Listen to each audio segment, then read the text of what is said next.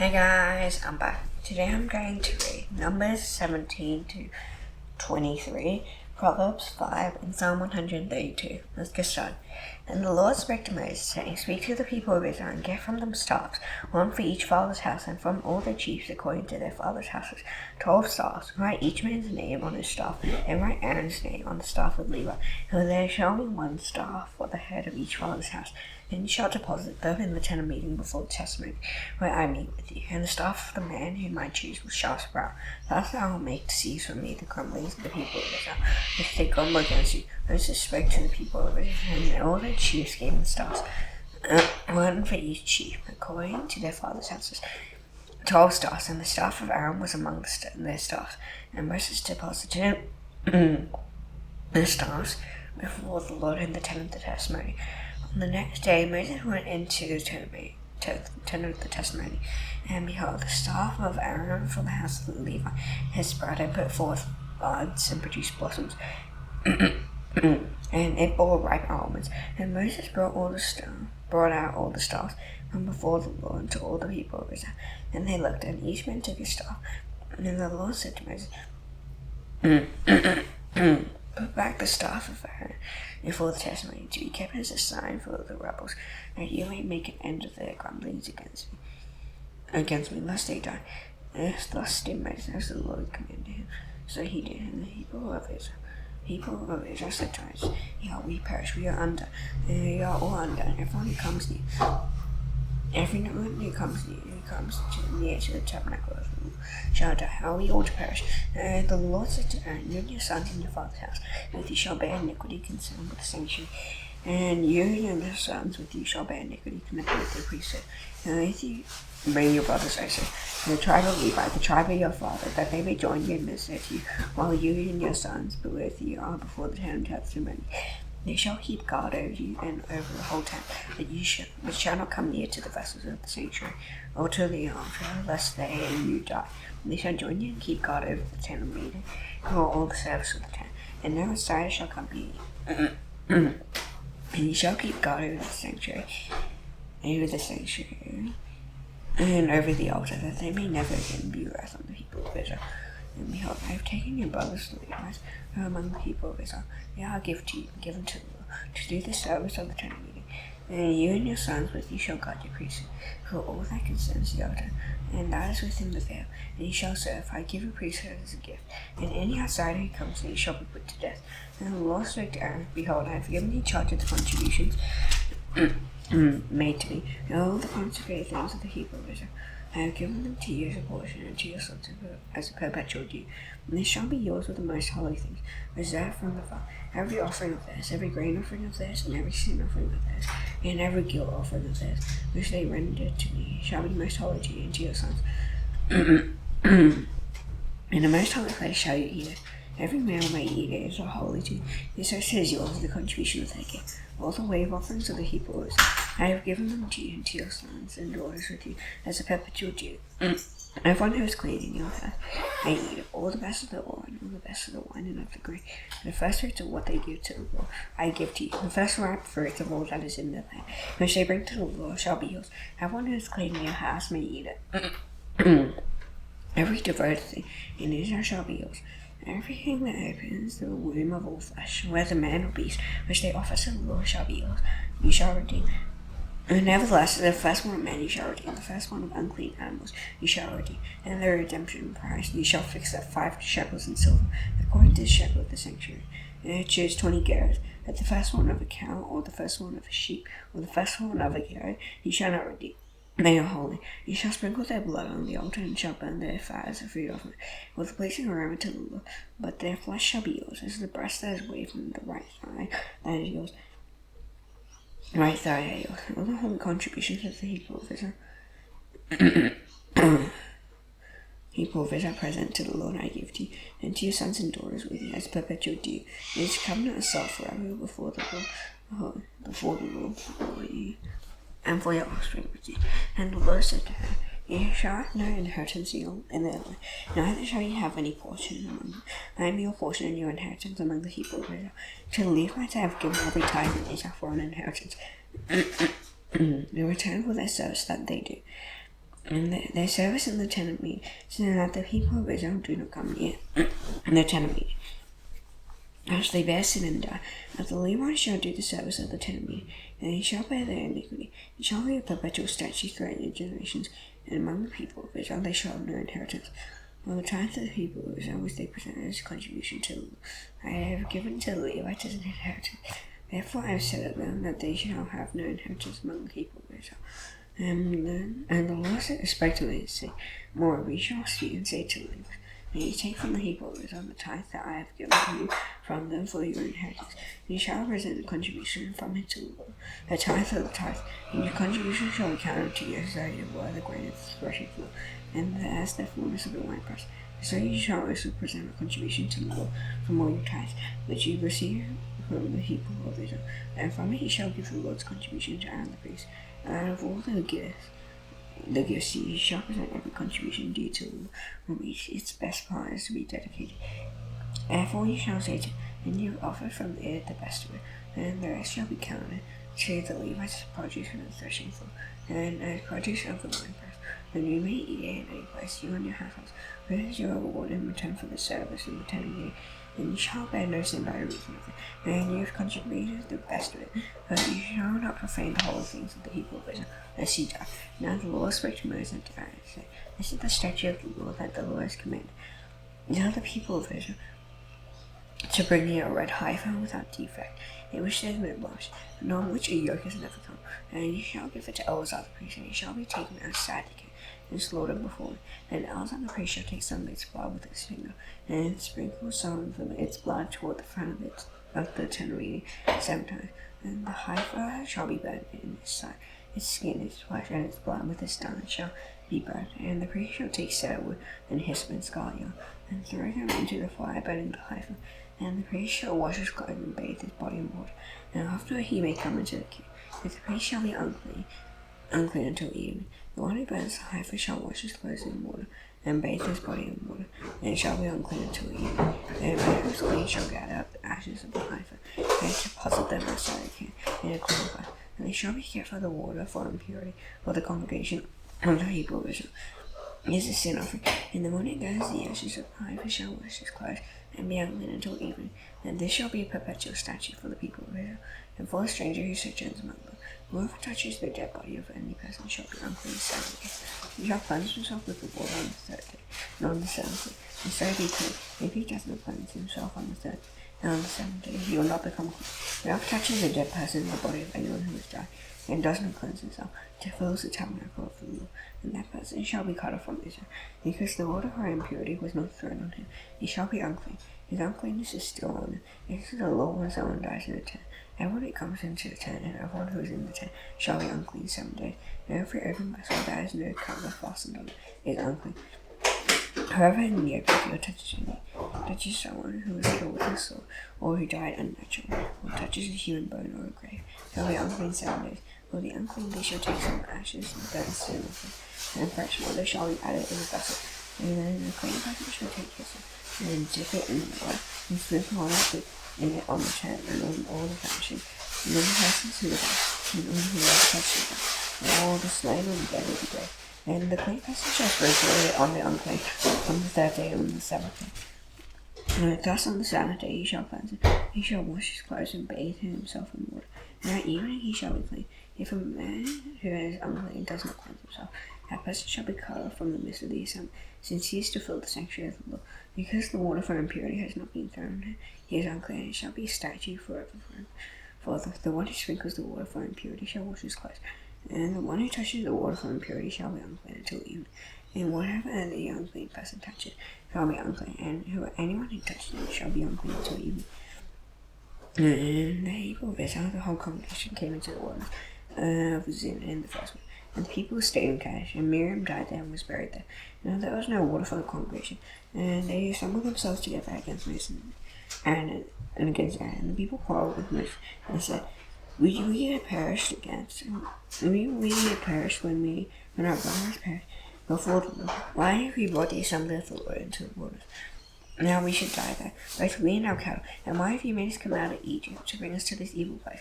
There is no place for grain or figs or wine or pomegranates, and there is no water to drink. And Moses and Aaron went from the presence of the assembly to the entrance of the tent and found no face. And the glory of the Lord appeared to them.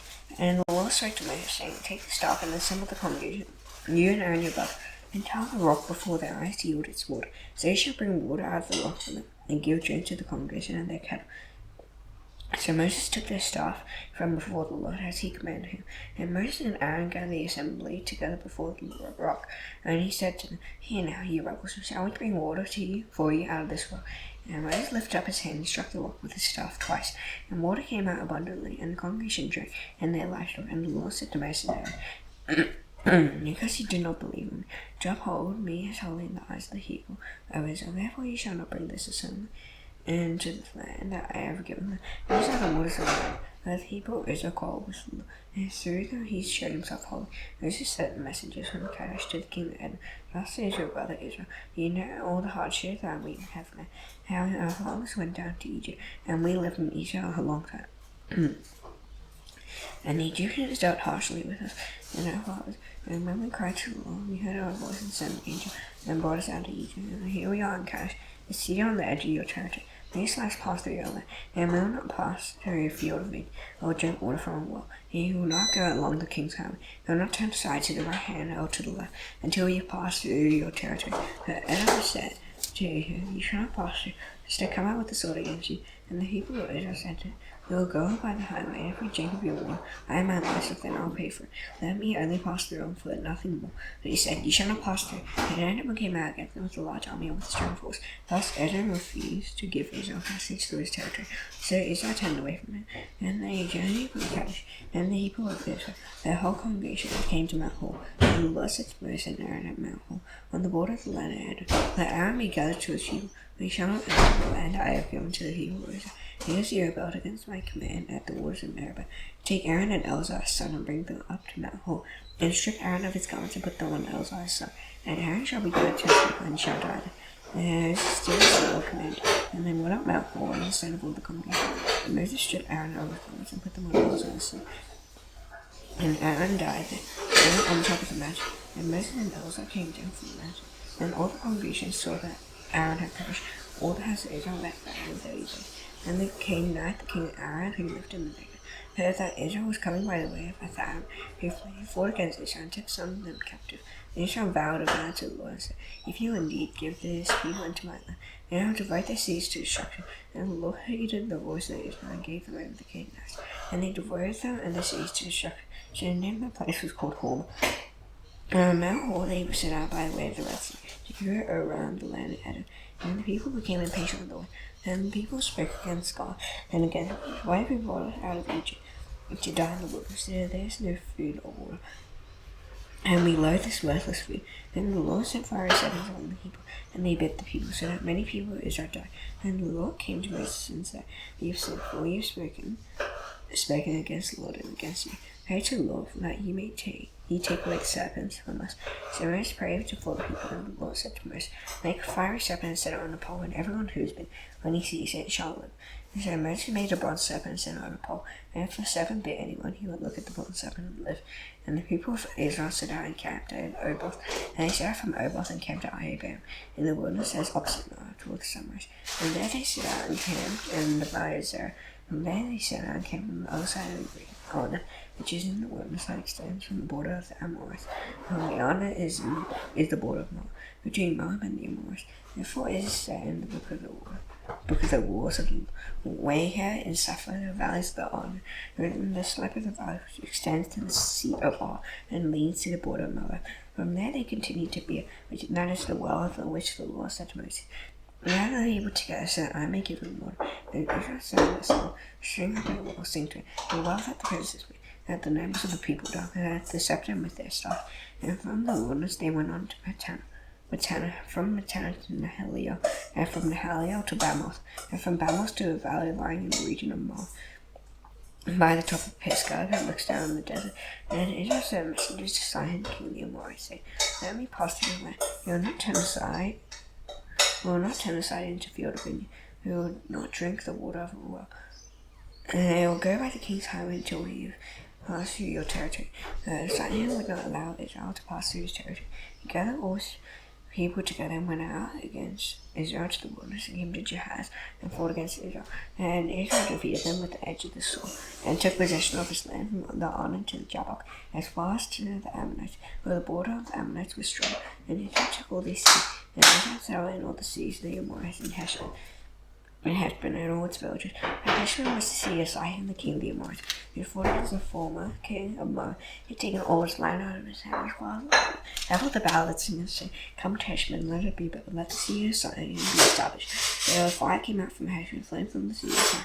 He devoured all of Moab and swore the heights of the island. Woe to you, Moab, you are undone, a people of Chemosh. He has made his sons fugitives and his daughters captives to the Amorite king Sihon. So we overthrew them, Heshbon, as far as to have them perished.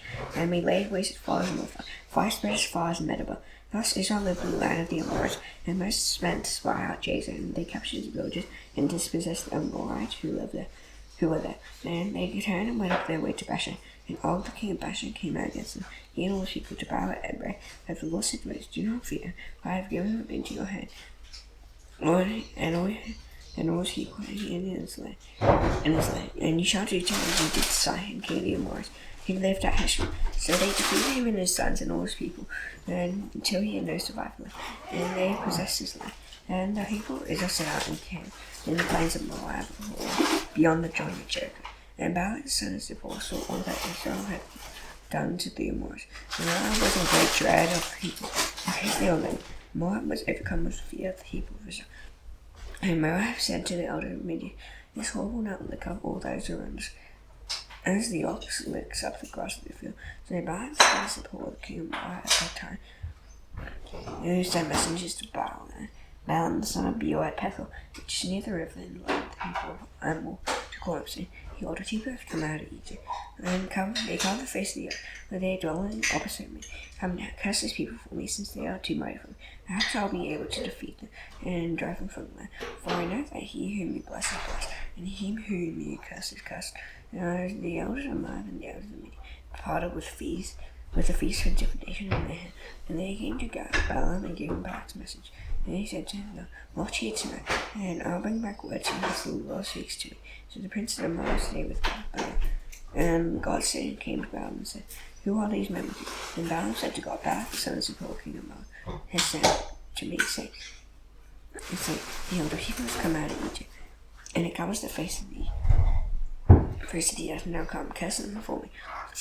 Maybe I'll be able to fight against them and drive them out." God said to Balaam, "You shall not go with them. You shall not curse the people, for they are blessed." So Balaam arose in the morning and said to the princes of Balak, "Go to your own land, for the Lord has refused to let me go with you." So the princes of Moab arose and went to Balak, and said, "Balaam refuses to come with us." Once again Balak sent princes more in number and more honorable than these. So they come to Balaam and said to him, "Thus says Balak the son of Zippor, let nothing hinder you from coming to me. I will surely do you great honor, and whatever you say to me I'll do. Come, curse these people for me." But Balak answered and said to those servants of Balak, "Balak were to give me this house full of silver and gold, I cannot go beyond the command of the Lord my God to do less or more. So you two, please stay here tonight, that I may know what more the Lord will say to me."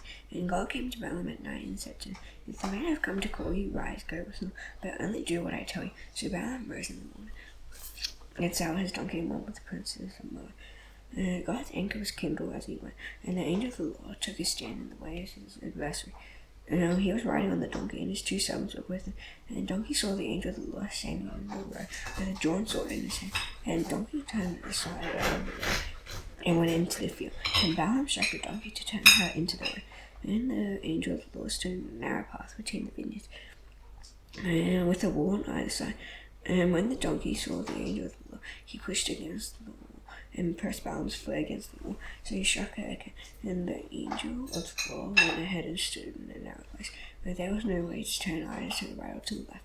And when the donkey saw the angel of the Lord, she lay down under Balaam, and Balaam's anger was kindled. She struck the donkey with his staff, and the Lord opened the mouth of the donkey. And she said to Balaam, "What have I done to you that you struck me these 3 times?" And Balaam said to the donkey, "Because you made a fool of me. Now shall I have a sword in my hand, and then I would kill you." And the donkey said to Balaam, Am I not your donkey, on which you have ridden all your life long to this day? Is it my habit to treat you this way? So he said, no. Then the Lord opened the eyes of Balaam, and he saw the angel of the Lord standing in the way. As his drawn sword in his hand, and he bowed down and fell on his face. And the angel of the Lord said to him, why have you struck your donkey against me 3 times? Behold, I have come to oppose you because your ways were before me. And the donkey saw me and turned aside before me 3 times. And if she had not turned aside from me, surely just now I would have killed you and let her live. And Balaam said to the angel, I sinned, for I did not know that you stood in the road against me. And therefore it is evil. If it is evil in your sight, I'll turn back. And the angel of the Lord said to Balaam, go with the man, but speak only the word that I tell you. So Balaam went on with the princes of Balak. When Balak heard that Balaam had come, he went out to meet him at the sea of Moab, and the border they formed by the Arnon, at the extremity of the border. And Balak said to Balaam, did I not send you to call by you? Why did you not come to me? Am I not able to honour you? Balaam said to Balak, behold, I have come to you. Have I now any power of my own to speak anything? The word that God puts in my mouth, that I must speak. And Balaam went with Balak, and they came to Kiriath Huzzah. And Balak sacrificed oxen and sheep, and sent for Balaam and for the princes who were with him. In the morning Balak took Balaam and brought him up to Bamoth Baal, and from there he saw a fraction of the people. And Balaam said to Balak, build for me there 7 altars, and prepare for me here 7 bulls and 7 rams. Balak did as Balaam had said. And Balak and Balaam offered on each altar a bull and a ram. And Balaam had said to Balak, stand beside your burnt offering, and I'll go. Perhaps the Lord will come to meet me, and whatever he shows me, I'll tell you. And he went to a bare height, and God met Balaam. And Balaam said to him, I have arranged 7 altars, and I offer on each altar a bull and a ram. And the Lord put a word in Balaam's mouth, and said, return to Balak, and thus you shall speak. And he returned, and behold, he and all his princes of Moab were standing beside his burnt offering. And Balaam took up his discourse and said, no, Aaron Balak has brought me, the king of Moab, from the eastern mountains. Come, curse Jacob for me, and come, denounce Israel. How can I curse whom God has not cursed? How can I denounce whom the Lord has not denounced? For from the top of the crags I see, from the hills I behold the Lord. There are people dwelling alone, not counting itself among the nations. Who can count the dust of Jacob, or number the 4th part of Israel? Let me die the death of the upright, and let my end be like his. And Balak said to Balaam, what have you done to me? I took you to curse my enemies, and behold, you have done nothing but blessing. But he answered, must I not take care to speak what the Lord puts in my mouth? And Balak said to him, please come with me to another place, on which you may see them. You shall see only a fraction of them, and shall see them all. Then curse them for me from there. And he took him to the field of Zophim. So he took up his skirt and built 7 altars and offered a bull and a ram on each altar. Balaam said to Balak, stand here beside your burnt offering when I meet the Lord over there. And met Balaam and put a word in his mouth and said, return to Balak, and thus shall you speak. And he came to him, and behold, he was standing beside his burnt offering, and the princes of Moab with him. And Balak said to him, what has the Lord spoken? And Balaam took up his discourse and said, arise, Balak, and hear, give ear to me, O son of Zippor. God is not man that he should lie, nor son of man that he should change his mind. As he said, will he not do? Nor has he spoken, and will he not fulfill? Behold, I received a command to bless. He is blessed, and I cannot revoke. He has not beheld misfortune in Jacob, nor has he seen trouble in Israel. The Lord their God is with him, and the shadow of king is among them. God brings them out of Egypt, and is for them like a horn of the wild ox.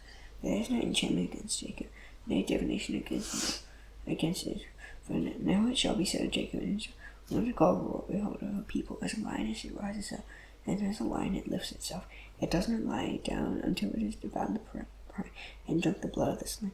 And Balak said to Balaam, did you not curse them at all, and do not bless them at all? But Balaam answered Balak, did I not tell you all that the Lord says that I must do? And Balak said to Balaam, come now, I'll take you to another place. Perhaps it will please God that you may curse them for me from there. So Balak took Balaam to the top of the hill, which overlooks the desert. And Balaam said to Balak, build for me here 7 altars, and prepare for me here 7 bulls and 7 rams. And Balak did as Balaam had said, and offered a bull and a ram on each altar. Proverbs 5. My son, be attentive to my wisdom, incline your ear to my understanding, that you may keep discretion, and your lips may guard knowledge. Or the lips are full but a woman drip honey, and her speech is smooth and oil. In the end she is bitter as one, like sharp as a 2-edged sword. Her feet go down to death, her steps follow the path to Sheol. She does not ponder the path of life, her ways wander, she does not know. And now, sons, listen to me. Do not depart from the words of my mouth. Keep away far from her. Do not go near the door of her house, lest you give your honor to others and your years to the merciless. Let strangers take their fellow strength, and your labors go to the house of a foreigner. At the end of your life you grow, and your flesh and body are consumed. And you say, how I hated this way, and my heart despised reproof.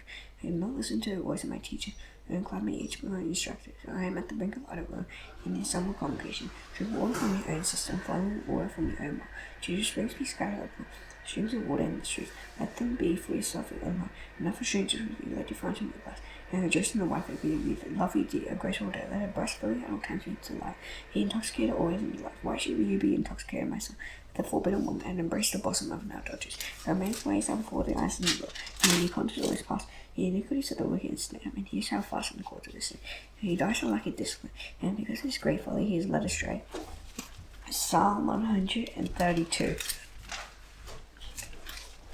Remember, O Lord, and David said of all the hardships he endured, how he swore to the Lord and vowed to the mighty one of Jacob, I will not enter my house or get into my bed. I will not give sleep to my eyes or slumber to my eyelids until I find a place for the Lord, a dwelling place for the mighty one of Jacob. And behold, we heard it in Ephrathah, we found it in the fields of Jah. Let us go to his dwelling place, let us worship at his footstool. Arise, O Lord, and go to your resting place, you and the ark of your mind. Let your priests be clothed with righteousness, and let your saints shout for joy.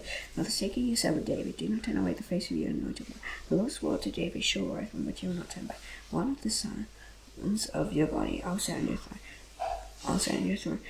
If your sons keep my commandment, keep my covenant, and my testimonies, I shall teach them. The sons of Israel forever shall sit on your throne. The Lord has chosen Zion, he has desired it for his dwelling place. This is my resting place forever. Here I will dwell, for I have desired it. I will abundantly bless her provisions. I will satisfy her poor with bread. And her praise I will clothe with salvation. And in states I will shout for joy. There I will make a horn to sprout for David. I will prepare a lamp for my enemies. His enemies I will clothe with shame. But on him his crown will shine. Behold, how good and pleasant it is when brothers adore in unity. It is like the precious oil on the head, running down on the beard of Aaron, running down the collar of his robes, and like the dew of Hermon, which falls on the mountains of the side. From there the Lord has commanded blessing, life forevermore. Come. Life forevermore. Now this night I sit down to the Lord's prayer. His prayer has the Father in heaven, hallowed be your name. Your kingdom come, your will be done on earth as it is in heaven. Give us today our daily bread. Forgive us our debts, as Joseph for you and our debtors. Lead us not into temptation, but deliver us from the evil one. For yours is the kingdom, and the power, and the glory forever. Amen. See you tomorrow. Bye.